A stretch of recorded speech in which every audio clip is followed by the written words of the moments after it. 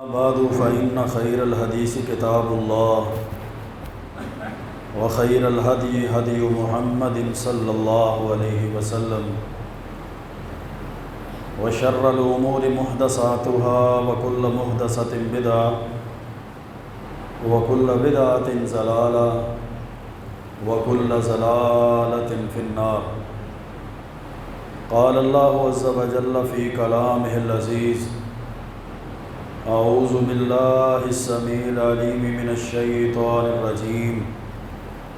من همزه ونفخه ونفثه. بسم الله الرحمن الرحيم. لقد رضي الله عن المؤمنين إذ يبايعونك تحت الشجرة فعلم ما في قلوبهم وقال رسول الله صلى الله عليه وسلم: من جهز جيش العسرة فله الجنة فجهزه عثمان رضي الله تعالى عنه. رواه البخاري في صحيحه. رب اشرح لي صدري ويسر لي امري واحلل عقدة من لساني يفقهوا قولي. رب زدني علما سبحانك لا علم لنا الا ما علمتنا انك انت العليم الحكيم. اللهم صل وسلم على نبينا محمد وعلى آله وبارك وسلم وصل علیہ. اللہ رب العزت نے اپنے محبوب پیغمبر علیہ الصلاۃ والسلام کو ساری کائنات کا سردار پیغمبر اور امام پیغمبر بنا کر مبعوث فرمایا.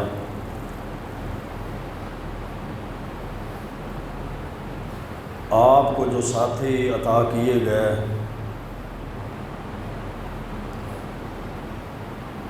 وہ لوگ پوری کائنات میں سب سے اعلیٰ اور عرفہ تھے. وہ نفوس قدسیہ پاکیزہ ہستیاں صحابہ کرام رضوان اللہ علیہم اجمعین تھے. پھر ان میں سے جن کی تعداد کم و بیش 1,40,000 تھی، خلفائے راشدین رضی اللہ عنہم، اللہ نے ان کا مقام اور مرتبہ، عظمت، رفعت اور بلندی سب سے زیادہ رکھی ہے.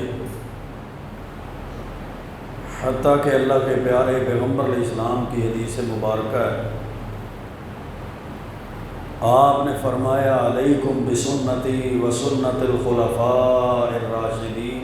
المہدیین. میرے طریقے پر چلو اور میرے خلفائے راشدین جو ہدایت یافتہ ہیں ان کے طریقے پر چلو.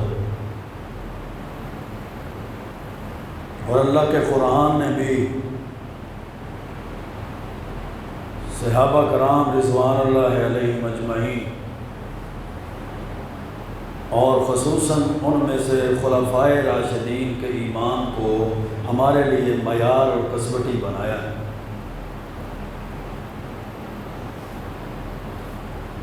انہیں خلفائے راشدین میں سے خلافت راشدہ کے تیسرے تاجدار اللہ کے پیارے پیغمبر علیہ الصلوۃ والسلام کے دوہرے داماد حضرت عثمان بن عفان رضی اللہ تعالیٰ عنہ،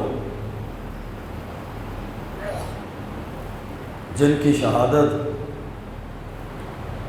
18 ذو الحج 35 ہجری کو ہوئی. اللہ رب العزت نے اپنے اس مقرب اور نیک بندے کو بہت زیادہ فضیلت اور عظمت عطا فرمائی.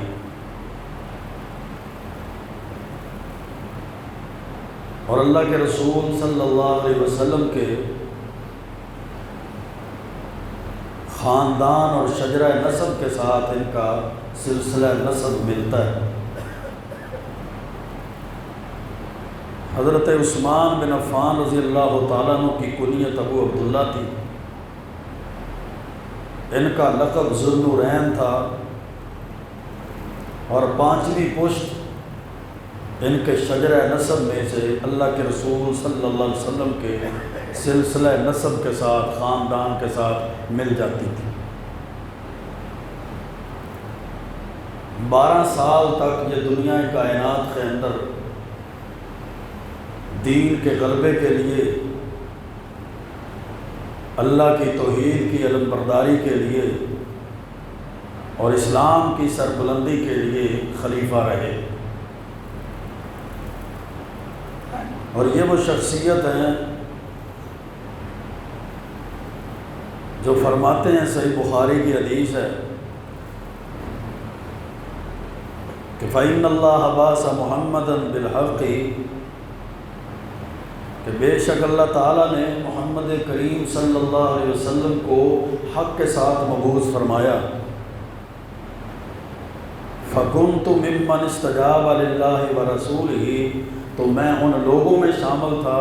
جنہوں نے اللہ اور اس کے رسول کی دعوت اور حکم کو تسلیم کیا۔ وَآمَنْتُ بِهِ، اور میں آپ کی دعوت پر لبیک کہتے ہوئے ایمان بھی لایا۔ وَهَاجَرْتُ الْهِجْرَتَيْنِ، حضرت عثمان فرماتے ہیں میں ان لوگوں میں شامل تھا جنہوں نے اللہ کے لیے 2 دفعہ ہجرت کی، ایک دفعہ مکہ سے حبشہ کی طرف ہجرت کی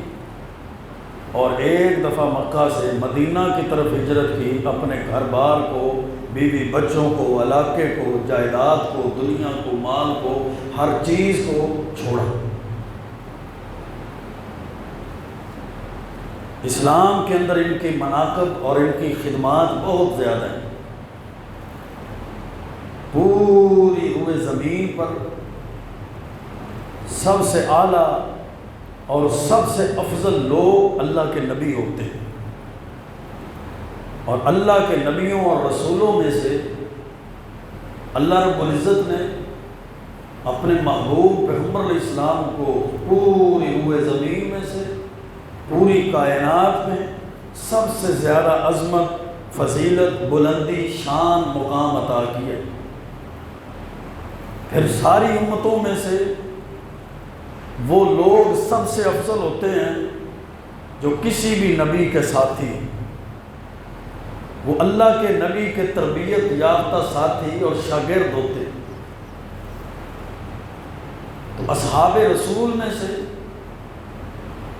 اللہ کے نبیوں کے ساتھیوں میں سے سب سے زیادہ عظمت والی جماعت اور عظمت والے لوگ وہ اللہ کے رسول صلی اللہ علیہ وسلم کے ساتھی، کیونکہ آپ نے فرمایا کہ اللہ تعالیٰ نے پوری روئے زمین اور پوری انسانیت کے دلوں کو دیکھا، فوجد قلب محمد، تو اللہ تعالیٰ نے اپنے نبی محمد کریم صلی اللہ علیہ وسلم کے دل کو ساری دنیا کے دلوں میں سے سب سے زیادہ پاکیزہ اور اطہر پایا۔ اللہ رب العزت نے اپنے نبی کو اپنی رسالت کے لیے، دعوت دین کے لیے چن لی۔ پھر اللہ نے اپنے نبی کے دل کے بعد پوری روئے زمین پر رہنے والے انسانوں کے دلوں کو دیکھا، تو پوری کائنات کے لوگوں کے دلوں میں سے سب سے افضل دل فوجد قلوب اصحاب محمد صلی اللہ علیہ وسلم، تو اللہ رب العزت نے قلوب اصحاب محمد، محمد صلی اللہ علیہ وسلم کے صحابہ کے دلوں کو سب سے زیادہ اطہر اور پاکیزہ پایا۔ تو اللہ رب العزت نے اپنے پیارے پیغمبر کے صحابہ کو پھر اپنے نبی کی صحبت اور ساتھ کے لیے چن لیا۔ تو گویا کہ معنی کیا ہوا کہ اللہ کے رسول صلی اللہ علیہ وسلم کے صحابہ کا انتخاب یہ اللہ کا انتخاب، یہ دنیا میں کسی اور شخص کا انتخاب اور مرضی نہیں ہے، یہ اللہ کا انتخاب ہے۔ اور پھر ان صحابہ کرام میں سے بھی ہمارا ایمان اور ہمارا عقیدہ ہے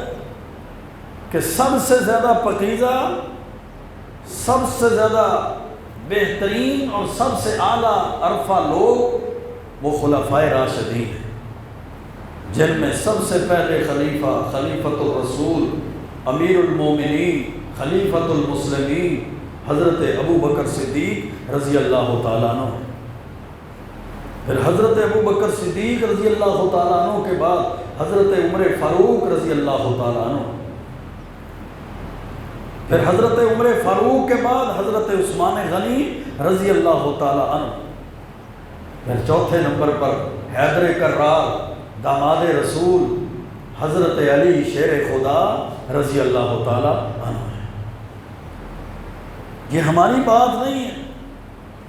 یہ دنیا کے کسی مولوی اور عالم کا معاملہ اور مقالہ اور قول نہیں،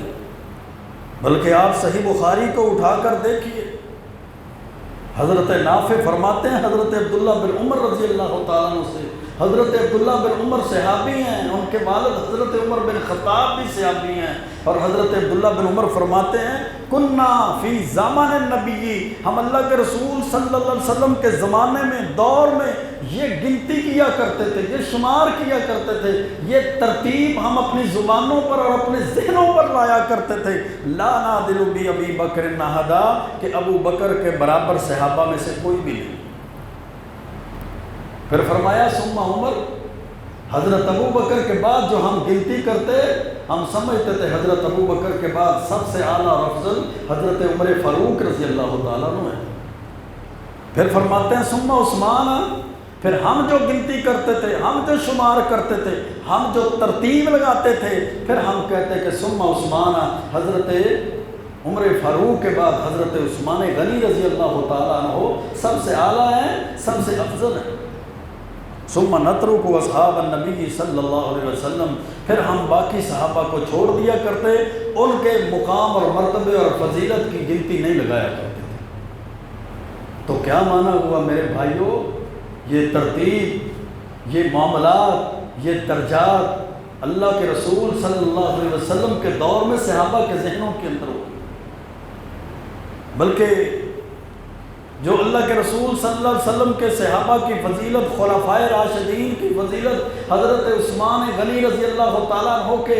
حیا پر بہترین حدیث صحیح بخاری کے اندر آتی ہے، اس میں بھی یہی ترتیب کہ اللہ کے رسول علیہ الصلوۃ والسلام گھر میں تشریف فرمائے، کسی نے دروازہ کھٹکھٹایا، آپ نے دروازہ کھٹکھٹانے والے کو اجازت دے دی۔ اما عائشہ صدیقہ رضی اللہ تعالیٰ عنہ راوی حدیث ہیں، صحیح مسلم کے اندر حدیث ہے، فرمایا آپ لیٹے ہوئے تھے اور آپ کی پنڈلی یا آپ کی ران سے کپڑا ہٹا ہوا تھا، تو حضرت ابو بکر صدیق رضی اللہ تعالیٰ عنہ تشریف لائے، دروازہ کھٹکھٹایا، اجازت طلب کی، آپ نے اجازت دے دی، وَهُوَ تِلْكَ الْحَالِ، اسی طرح لیٹے رہے، گفتگو فرماتے رہے۔ پھر ثُمَّ اسْتَأْذَنَ عُمَرُ، حضرت ابو بکر صدیق رضی اللہ تعالیٰ عنہ کے بعد دروازہ کھٹکھٹانے والی شخصیت حضرت عمر فاروق رضی اللہ تعالیٰ عنہ، پھر انہوں نے دروازہ کھٹکھٹایا، آپ نے ان کو بھی اجازت دے دی، وہ بھی گھر میں تشریف لے آئے۔ دنیا کائنات کی مخلوق میں سے سب سے بہترین گھر تھا، یہ نبی مکرم علیہ السلام کا پاکیزہ گھرانہ تھا، یہ پاکیزہ گھرانے میں سے سب سے بہترین لوگ تھے جو اس گھر میں تشریف فرمائے، آپ نے اجازت دے دی، حضرت عمر بھی تشریف لے آئے، وَهُوَ كَذَلِكَ، اللہ کے رسول اسی طرح لیتے رہے، فتحدث، باتیں گفتگو کرتے رہے۔ ثم استاذن عثمان، تیسرے نمبر پر جس نے دروازہ کھٹکھٹایا، راوی حدیث فرماتی ہیں کہ حضرت عثمان بن عفان رضی اللہ تعالیٰ، کہ پھر حضرت عثمان نے دروازہ کھٹکھٹایا، اللہ کے رسول علیہ الصلوۃ والسلام حضرت عثمان غنی رضی اللہ تعالیٰ عنہ کی آمد پر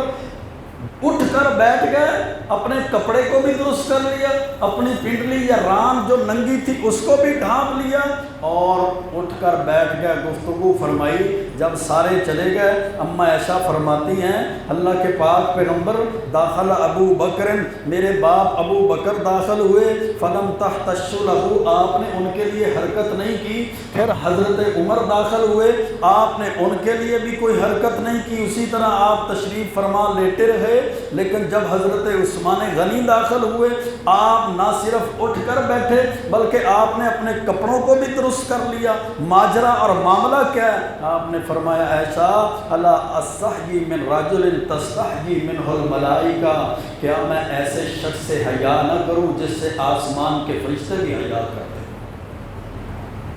میرے بھائیوں، دو باتیں۔ سب سے پہلی بات ترتیب دیکھیں، یہ اللہ کو ہی ترتیب پسند تھی کہ حضرت ابو بکر تشریف لائے۔ یہ ایک موقع نہیں تھا، یہ 20 ایسے مقامات تھے جب یہی ترتیب سارے کے سارے لوگوں کے سامنے رکھی گئی۔ حضرت ابو بکر تشریف لائے، پھر حضرت عمر فاروق تشریف لائے، پھر حضرت عثمان غنی تشریف لائے۔ اور دوسری بات کہ اللہ کے رسول علیہ الصلوۃ والسلام نے حضرت عثمان بن عفان رضی اللہ تعالیٰ عنہ کا حیا کیا، ان سے شرم و حیا کی، اور پھر وجہ کیا بیان فرمائی کہ میں ایسے شخص سے حیا کرتا ہوں جس سے آسمان کے فرشتے بھی حیا کرتے ہیں۔ مسلمان کی یا آج کے اس انسان کی بدقسمتی ہوگی نا جو کسی طرف میلان رکھنے کی وجہ سے یا اپنے دل میں کسی کی محبت اور کسی کا بغض رکھنے کی وجہ سے یا محض تاریخی وہ پس منظر کے اور حقائق اور تاریخی معاملات کا سہارا لیتے ہوئے ایسے لوگوں کے خلاف اپنے دل میں بغض رکھتا ہے جن سے نعوذ باللہ من ذالک بغض رکھنے کی وجہ سے انسان کا ایمان انسان کے دل سے خارج ہو جاتا ہے۔ اللہ کے رسول صلی اللہ علیہ وسلم نے جب اپنے صحابہ کا ادب کیا ہے، صحابہ کا احترام کیا ہے، ان سے حیا کی ہے، تو پھر آج کے انسان پر بھی یہ ذمہ داری ہے کہ صحابہ کرام رضوان اللہ علیہم اجمعین کا ادب کرے، صحابہ کرام رضوان اللہ علیہم اجمعین کی پیروی کرے اور ان کا حیا کرے۔ صحیح بخاری کے اندر حدیث موجود ہے کہ اللہ کے رسول علیہ الصلوۃ والسلام نے جب مدینے والوں کو پینے کا پانی میسر نہیں تھا، پینے کا پانی بھی قیمتاً خرید کر پیا جاتا تھا اور وہ یہودیوں کے پاس وہ کنویں تھے، تو اللہ کے رسول علیہ السلام نے اپنے صحابہ میں اعلان فرمایا، میرے صحابہ من یحفر بئر رعومہ، جو رعومہ کے کنویں کو خریدے گا اس کو خرید کر مسلمانوں کے لیے وقف کر دے گا، فلاح الجنت، اس کے لیے میں محمد کریم زبان نبوت سے جنت کی بشارت کا اعلان کرتا ہوں۔ فحفرہا عثمان، تو حضرت عثمان بن عفان رضی اللہ تعالیٰ عنہ نے مدینے میں سب سے پہلے وہ کنواں خرید کر مسلمانوں کے لیے وقف کی۔ اور یہ صرف بات کی حد تک نہیں ہے بلکہ آج بھی مدینے کی دکانوں پر اس کنویں کا پانی موجود ہے جو کنواں اللہ کے رسول صلی اللہ علیہ وسلم کے اعلان پر حضرت عثمان بن عفان نے خرید کر مسلمانوں کے لیے وقف کیا تھا۔ اس باغ کی کھجوریں اور پھل بھی آج مدینے کے جناب بازاروں میں موجود ہیں جو اس باغ کے مالک حضرت عثمان بن عفان رضی اللہ تعالیٰ عنہ تھے۔ دوسرے نمبر پر صحیح بخاری کی حدیث ہے، آپ نے فرمایا من جہز جیش العسرۃ فلہ الجنت، جو بندہ وہ کون ہے جو جیش العسرہ کو تیار کرے گا، تنگی والے لشکر کو تیار کرے گا، ان کا ساز و سامان، ان کے کھانے پینے کا، مجاہدین کا، ان کے لیے جناب وہ تلواروں کا نیزوں کا اہتمام کرے گا، ان کے لیے سواریوں کا بندوبست کرے گا۔ من جہز جیش العسرہ فلہ الجنہ، جو عسرہ جیش العسرہ کو تیار کرے گا، میں محمد کریم صلی اللہ علیہ وسلم اپنی پاکیزہ زبان نبوت سے اس کے لیے بھی جنت کا اعلان اور جنت کی بشارت کا سرٹیفکیٹ دیتا ہوں۔ فلاح الجنت، اس کے لیے جنت ہے۔ فجہزہ عثمان، حضرت عثمان بن عفان رضی اللہ تعالیٰ عنہ جیش العسرہ کو تیار کیا۔ اپنی جیب میں سے اپنے مال میں سے ان کے لیے سواریاں دیں، ان کو لیے مال دیا، وقف کیا۔ اللہ کے رسول علیہ السلام کی زندگی میں ایک مرتبہ نہیں کئی مرتبہ یہ موقع آیا کہ جب آپ نے جنت کا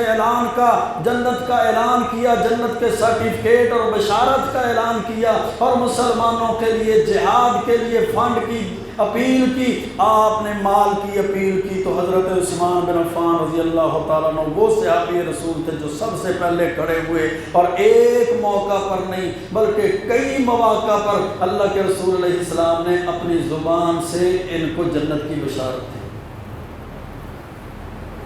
مسند احمد اور جامع ترمذی کے اندر حدیث ہے، حضرت عبد الرحمن بن سامورہ رضی اللہ تعالیٰ عنہ فرماتے ہیں حضرت عثمان رضی اللہ تعالیٰ عنہ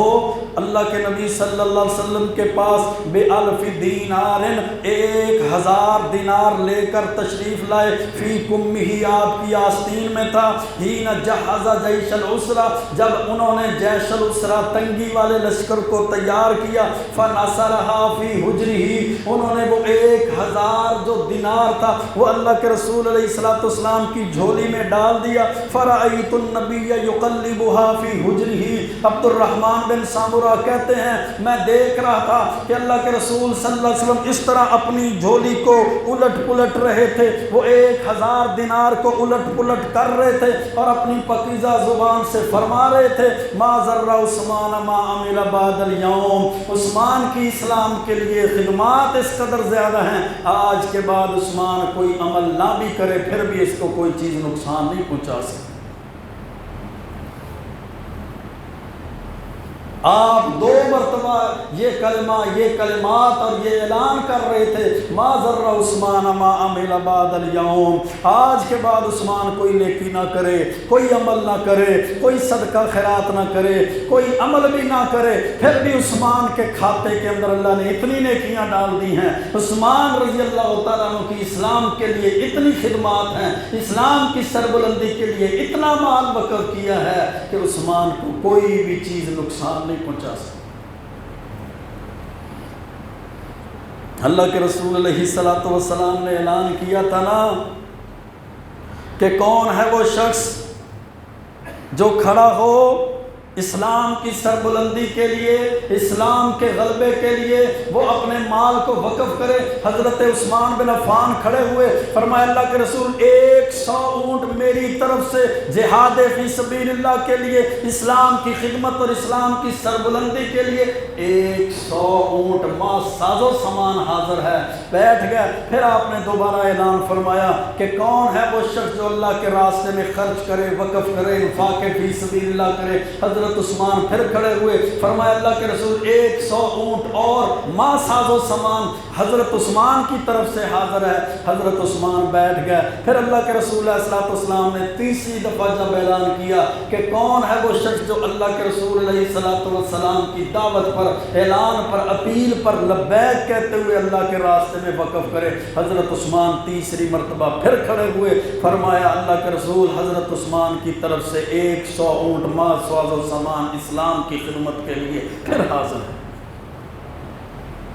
صرف اونٹ ہی نہیں، 1 اونٹ کی قیمت لگائیں آج کے دور میں کتنی بنتی ہے، پھر 100 اونٹ، پھر 200 اونٹ، پھر 300 اونٹ، 300 اونٹ، پھر ان کے اوپر جو ساز و سامان ہے، ان کے اوپر جو خوراک ہے، ان کے اوپر جو تلواریں ہیں، ان کے اوپر جو نیزے ہیں، ان کے اوپر جو مجاہدین اسلام جہاد کی خدمت کے لیے اوزار اسلحہ ہے، وہ سارے کا ساز و سامان کا وہ حساب لگائیں۔ 300 اونٹ ما ساز و سامان کتنے ارب کا بنتا ہے، کتنے کروڑوں اور کتنے ارب اور کتنے خرب کا بنتا ہے۔ اور تاریخ اسلام کو دیکھ لیں، اسلام کی تاریخ میں اتنا بڑا سخی کسی نے نہیں دیکھا ہوگا۔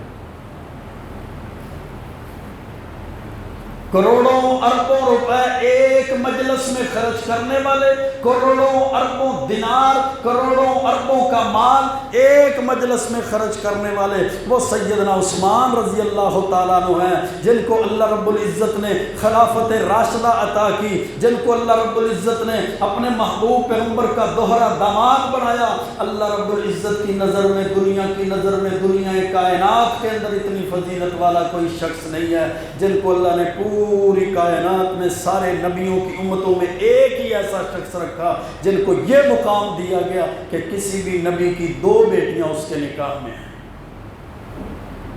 نبی کے داماد اور انبیاء کے داماد تو ہیں، لیکن دوہرا داماد، ایک ہی نبی کی 2 بیٹیاں یکے بعد دیگرے، اللہ کے رسول علیہ السلام کی 2 بیٹیاں کسی کے نکاح میں آ جائیں، پھر کئی مرتبہ جنت کی بشارت دی گئی۔ قبول اسلام میں 4تھے نمبر پر اسلام قبول کرنے والے، 12 سال اسلام کی سربلندی کے لیے خلافت کی، کاتب وحی کی کتابت کرنے والے بھی بنے۔ اللہ کے رسول صلی اللہ علیہ وسلم کا قاصد ہونے کا بھی ان کو شرف اور مقام حاصل ہوا۔ غزوہ ذات الرقاع میں مدینے کے اندر ان کو ٹھہرایا گیا، اللہ کے رسول صلی اللہ علیہ وسلم کے قائم مقام بنے، دونوں ہجرتوں میں شامل ہوئے۔ یہ جو قرآن میں اور آپ اور پوری امت پڑھتی ہے، اس قرآن کو جمع کرنے کی بھی بشارت، اس قرآن کو جمع کرنے کا بھی امتیاز اور فضیلت حضرت عثمان بن عفان کے حصے میں۔ جامع القرآن ہیں جنہوں نے صحابہ کرام کی ایک کمیٹی کی، ایک گروپ اور بہترین جماعت کی ڈیوٹی لگائی۔ صحابہ کرام نے حضرت عثمان بن عفان کے حکم پر اس قرآن کو جمع کیا گیا، جو اس سے پہلے پتھروں کے اوپر، کھجور کے ٹکڑوں کے اوپر، کھجور کے پتوں کے اوپر لکھا گیا تھا، اور اس سے پہلے کاغذوں پر اور کھالوں پر لکھا گیا تھا۔ وہ کھالوں پہ لکھا ہوا قرآن، کاغذات پہ لکھا ہوا قرآن، کھجور کی شاخوں پر لکھا ہوا قرآن، پتھر کے ٹکڑوں پر قرآن لکھا ہوا، اس کو جمع کیا گیا اور قرآن کے نسخے کو مصحف عثمانی کو تیار کیا گیا۔ کتنا بڑا امت کے لیے، کتنی بڑی امت کے لیے یہ خدمت تھی۔ جامع القرآن بنے، قرآن کو جمع کرنے والے بنے۔ مسجد نبوی کی توسیع جس شخص نے اس امت میں سے سب سے پہلے کی تھی، اس امت میں سے اس شخصیت کا نام بھی حضرت عثمان بن عفان رضی اللہ تعالیٰ۔ اور مدینے میں مسلم امہ کے لیے کنواں خریدا، اس کنویں کو خرید کر امت کے لیے وقف کیا۔ پھر جن کی وجہ سے بیت رضوان جن کا سبب بنی، وہ بھی حضرت عثمان رضی اللہ تعالیٰ عنہ تھے۔ جب حضرت عثمان رضی اللہ تعالیٰ عنہ کو اللہ کے رسول علیہ السلام نے 1400 یا 1500 صحابہ میں سے اپنا قاصد ایلچی بنا کر مکہ والوں کی طرف بھیجا مذاکرات کے لیے، کہ ان سے مذاکرات کیے جائیں کہ ہم مدینے سے مکہ کی طرف عمرے کی نیت سے آ چکے ہیں۔ صلح حدیبیہ ہوئی، حدیبیہ کے مقام پر جب ٹھہرے، حضرت عثمان بن عفان قاصد بن کر گئے، پیغام بر بن کے گئے۔ جب مکہ والوں کے ساتھ مذاکرات کے لیے، گفتگو کے لیے گئے، تو وہاں سے افواہ پھیل گئی کہ مکہ والوں نے حضرت عثمان کو شہید کر دیا ہے۔ تو پھر اللہ کے رسول علیہ السلام نے اپنے 1400 یا 1500 صحابہ سے اپنے ہاتھ پر بیعت لی، پھر یہیں پہ بس نہیں بلکہ بیعت لینے کے بعد فرمایا ان عثمان فی حاجت اللہ و حاجت رسولہ، حضرت عثمان اللہ اور اس کے رسول کے کام کے سلسلے میں گئے ہیں۔ فضرب باحدی یدیہ علی الاخری، آپ نے اپنا ہی ایک ہاتھ نیچے رکھا اور اپنا ہی دوسرا ہاتھ اوپر رکھ کر فرمایا کہ یہ ہاتھ عثمان کا ہاتھ ہے، میں عثمان کی طرف سے اپنے ہاتھ پر اس کی بیعت کروں۔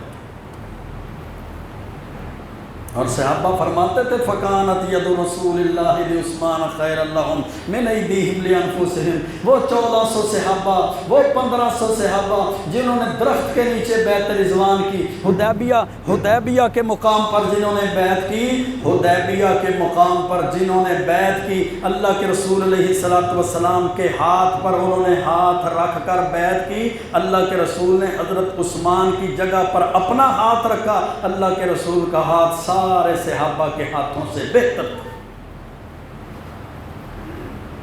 اور کیا فرماتے ہیں فَلَوْ كَانَ أَحَدٌ أَعَزُّ بِبَطْنِ مَكَّةَ مِنْ عثمان، اگر مکہ کی وادی میں، مکہ کے شہر میں حضرت عثمان سے زیادہ کسی کی فضیلت ہوتی تو اللہ کے رسول علیہ السلام حضرت عثمان کی جگہ پر اس کو قاصد اور ایلچی بنا کر بھیجتے۔ اللہ کے رسول علیہ السلام نے جو حضرت عثمان کو اپنا قاصد اور ایلچی بنا کر بھیجا، اس کی وجہ یہ تھی کہ مکہ والوں کے نزدیک حضرت عثمان سب سے زیادہ مقام رکھتے تھے۔ اور میرے بھائیوں فکر آخرت اس قدر زیادہ تھی جی رحمِ ترمذی کی روایت ہے، حضرت عثمان کے آزاد کردہ غلام فرماتے ہیں کہ کان عثمان اذا وقف علی قبر بکا حتی یبل لحیتہ، کہ جب کسی قبر کے پاس بیٹھ جاتے اس قبر کو، اس کے مناظر کو دیکھ کر اتنا روتے کہ آپ کی داڑھی مبارک تر ہو جایا کرتی۔ جامع ترمذی کے اندر حدیث ہے، حضرت مرہ بن قعب فرماتے ہیں رضی اللہ تعالیٰ عنہ، میں نے اللہ کے رسول صلی اللہ علیہ وسلم کو سنتے ہوئے فرماتے ہوئے سنا، ذکر کرتے ہوئے سنا کہ ذکر الفتنہ، آپ نے فتنوں کا ذکر فرمایا، فتنوں کا ذکر فرما رہے تھے کہ دنیا میں فتنے، لڑائی جھگڑے، معاملات، فسادات برپا ہوں گے۔ اسی دوران فمر رجل منقع فی ثوب، ایک آدمی گزرا جس نے اپنے چہرے کو ڈھانپا ہوا تھا، آپ نے اس بندے کی طرف اشارہ کر کے صحابہ کو فرمایا، میرے صحابہ یہ جو بندہ کپڑے سے منہ ڈھانپ کر جا رہے ہیں نا، فتنوں کے دور میں یہ ہدایت پر ہوگا، صراط مستقیم پر ہوگا۔ فقمت الیہ، حضرت مرہ بن قعب فرماتے ہیں میں یہ بات سن کر مجلس سے اٹھا، اس بندے کے پیچھے میں نے چلنا شروع کر دیا، میں نے جا کر دیکھا تو وہ بندہ حضرت عثمان رضی اللہ تعالیٰ عنہ، جن کے بارے میں آپ نے ان کی زندگی کے اندر ہی گواہی دی کہ فتنوں کے دور کے اندر یہ بندہ ہدایت پہ ہوگا۔ فَأَقْبَلْتُ عَلَيْهِ بِوَجْهِي، میں نے حضرت عثمان کو پکڑا، ان کا چہرہ ننگا کیا، اللہ کے رسول علیہ الصلوۃ والسلام کی طرف چہرہ کر کے فرمایا، اللہ کے رسول آپ اس کی بات کر رہے ہیں؟ فرمایا نام، ہاں میں اس کی بات کر رہا ہوں، فتنوں کے دور میں یہ حق پر ہوگا۔ عشرہ مبشرہ، 10 صحابہ جن کو اللہ کے رسول علیہ السلام نے دنیا میں جنتوں کی بشارت دی، آپ نے فرمایا ابو بکر فی الجنہ، ابو بکر بھی جنتی ہے، عمر فی الجنہ، عمر بھی جنتی ہے، عثمان فی الجنہ، عثمان بھی جنتی ہے، علی فی الجنہ، میرا علی بھی جنتی ہے، طلحہ فی الجنہ، طلحہ بھی جنتی ہے، زبیر فی الجنہ، زبیر بھی جنتی ہے، عبد الرحمن بن عوف فی الجنہ، عبد الرحمن بن عوف بھی جنتی ہے۔ آپ نے جن 10 صحابہ کو جنت کی بشارت دی، ان صحابہ میں بھی تیسرے نمبر پر حضرت عثمان کا نمبر آتا۔ اللہ کے رسول علیہ الصلوۃ والسلام نے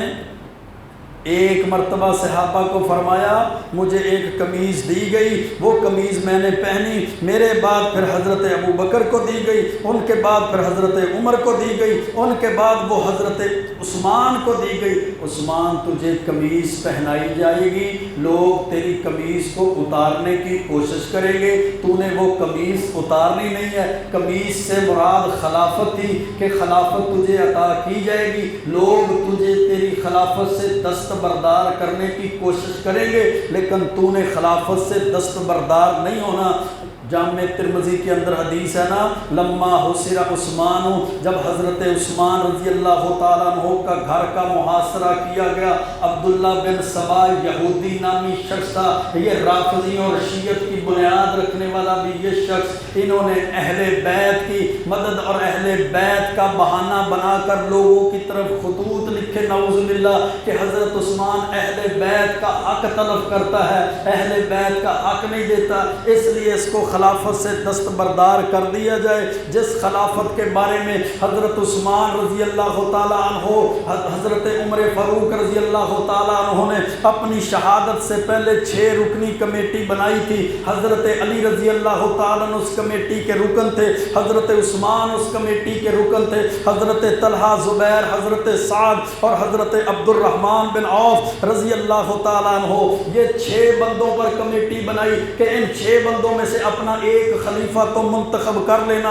حضرت سعد رضی اللہ تعالیٰ عنہ عبد الرحمن بن عوف کے حق میں دستبردار ہو گئے، حضرت زبیر حضرت علی رضی اللہ تعالیٰ عنہ کے حق میں دستبردار ہو گئے، اور حضرت طلحہ حضرت عثمان کے حق میں دستبردار ہو گئے۔ اس طرح 3 صحابہ دستبردار ہو گئے اور 3 باقی رہ گئے۔ 6 کے 6 صحابہ عشرہ مبشرہ میں سے تھے۔ پھر حضرت عبد الرحمن بن عوف نے 3 دن تک تک مدینے کے بازاروں میں، مدینے کے جناب راستوں چوک چراہوں پر لوگوں سے رائے لی۔ حضرت عبد الرحمن بن عوف کہتے ہیں میں نے 3 دن کا وقت لیا، مجھے انہوں نے ثالث اور منصف تسلیم کیا۔ 3 دن کا وقت لینے کے بعد میں مدینے کی عورتوں سے بھی پوچھتا رہا، مدینے کے بوڑھوں سے بھی پوچھتا رہا، مدینے کے بزرگوں سے بھی پوچھتا رہا، مدینے کے بچوں سے بھی پوچھتا رہا۔ 3 دن تک میں لوگوں سے دریافت کرتا رہا کہ خلافت کے لیے سب سے زیادہ موزوں انسان کون ہے۔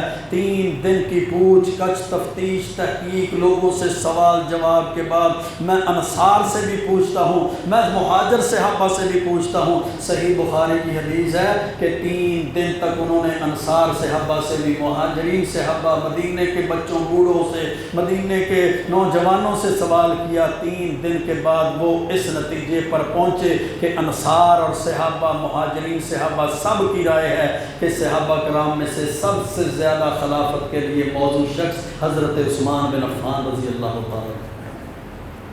جن کو صحابہ نے اپنا متفقہ خلیفہ بنایا، امیر المومنین بنایا، خلیفۃ المسلمین بنایا۔ پھر انہوں نے 12 سال تک خلافت کی۔ عبداللہ بن سبا یہودی نامی شخص، اس کو کے پیروکار سبائیوں نے، بلبیوں نے، کوفیوں نے، جنہوں نے حضرت حسین رضی اللہ تعالیٰ عنہ کے ساتھ بھی جناب غداری کی تھی، بے وفائی کی تھی، انہوں نے جو اللہ حضرت علی رضی اللہ تعالیٰ عنہ کو الہ اور مشکل کشا مانتے تھے، یہ ابن سبا، عبداللہ بن سبا کے عقائد اور اس کے پیروکاروں کے عقائد تھے۔ انہوں نے خط لکھے، غلط اور جعلی خط لکھ کر وہ کوفیوں کو، وہ سبائیوں کو جناب وہ منتشر کیا، ان کو ابھارا کہ حضرت عثمان کی خلافت سے عثمان کو دستبردار کیا جائے۔ عبداللہ بن سبا نامی یہودی یہ مرکزی سبب تھا۔ مطالبہ کیا تھا کہ خلافت سے دستبردار ہوا جائے۔ خلافت سے دستبردار حضرت عثمان کیوں نہیں ہوتے تھے؟ کیونکہ اللہ کے رسول علیہ السلام نے فرمایا تھا عثمان تجھے ایک قمیص پہنائی جائے گی، لوگ وہ قمیص کو اتارنے کی، چھیننے کی کوشش کریں گے، تو نے وہ قمیص نہیں اتارنی۔ قمیص سے مراد خلافت تھی اور اتارنے سے مراد خلافت سے دستبردار ہونا اور چھیننا تھا۔ اس لیے حضرت عثمان بن عفان رضی اللہ تعالیٰ عنہ خلافت سے دستبردار نہیں۔ 40 دن تک محاصرہ کیے رکھا، 40 دن تک انہوں نے 40 دن تک جب محاصرہ کیے رکھا، ایک دن حضرت عثمان رضی اللہ تعالیٰ عنہ گھر کی چھت پر چڑھتے ہیں اور بلویوں سے، ان سبائیوں سے، ان کوفیوں سے مخاطب ہو کر فرماتے ہیں اذکرکم باللہ، میں تمہیں اللہ کی قسم دے کر کہتا ہوں، تم بتاؤ کیا تم نہیں جانتے کہ جب اللہ کے رسول احد پہاڑ پر چڑھے تھے اور ہم بھی آپ کے ساتھ تھے تو احد پہاڑ نے ہلنا شروع کر دیا تھا، تو اللہ کے رسول علیہ السلام نے فرمایا تھا اس وقت یا احد، احد ٹھہر جا، فما علیک الا نبی و صدیق و شہیدان، تیرے اوپر ایک اللہ کا نبی کھڑا ہے، ایک صدیق ہے اور 2 شہید ہیں۔ وہ اللہ کے نبی خود تھے، صدیق حضرت ابوبکر رضی اللہ تعالیٰ عنہ تھے اور 2 شہید حضرت عثمان اور حضرت عمر رضی اللہ تعالیٰ عنہ تھے۔ فرمایا بالکل ہم مانتے ہیں اللہ کے رسول علیہ السلام نے یہ بات کی تھی۔ انہوں نے دوسرا سوال کیا حضرت عثمان سے اذکرکم باللہ، میں تمہیں اللہ کی یاد دلا کر پوچھتا ہوں، اللہ کی قسم دے کر پوچھتا ہوں، کیا تم نہیں جانتے کہ اللہ کے رسول علیہ السلام نے جیش الاسرہ کے وقت فرمایا تھا من ينفق نفقۃ والناس موسرون، کون خرچ کرے گا، لوگ تنگی کی حالت میں تھے کہ یہ جیش الاسرہ کون تیار کرے گا، جو تیار کرے گا جنت کی بشارت ہے، تو میں نے اس کا مال دیا تھا، خرچ کیا تھا، جانتے نہیں؟ فرمایا ہاں ہاں جانتے ہیں، آپ نے ہی مال خرچ کیا تھا، جیش الاسرہ کو تیار کیا تھا۔ تیسرا سوال کیا بتاؤ مجھے ان بیر رعومتا، کہ بیر رعومہ مکہ کے اندر، مدینہ کے اندر کنواں جس کا پانی کوئی نہیں پی سکتا تھا، خریدنے کے بغیر خرید کر پانی پیا جاتا، اللہ کے رسول علیہ السلام نے فرمایا تھا جو کنواں خرید کر فقیر کے لیے، غریب کے لیے، مہاجر سب کے لیے وقف کر دے گا اس کے لیے جنت کی بشارت ہے۔ میں نے اپنے پیسوں سے وہ کنواں خرید کر وقف کیا تھا جہاں سے مسلمان پانی پیتے ہیں۔ بتاؤ مجھے کہ اللہ کے رسول کی یہ بات اور بیر رعومہ کی خریداری اور وقف میرے نام پر نہیں ہے؟ فرمایا بالکل تمہارے نام پر ہے۔ فرمایا فانتم اليوم تمنعونی ان نشرب منها، میرے کنویں خریدے ہوئے اور وقف کیے ہوئے سے آج تم مجھے پانی نہیں پینے دیتے۔